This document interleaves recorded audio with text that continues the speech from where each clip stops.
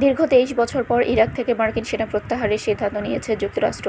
আগামী ৩০ সেপ্টেম্বরের মধ্যে দেশটি থেকে সব মার্কিন সেনা সরিয়ে নেওয়া হবে বলে জানিয়েছে ইরাকের প্রধানমন্ত্রী দপ্তর। বার্তা সংস্থা রয়টার্সের প্রতিবেদনে এ তথ্য জানানো হয়েছে।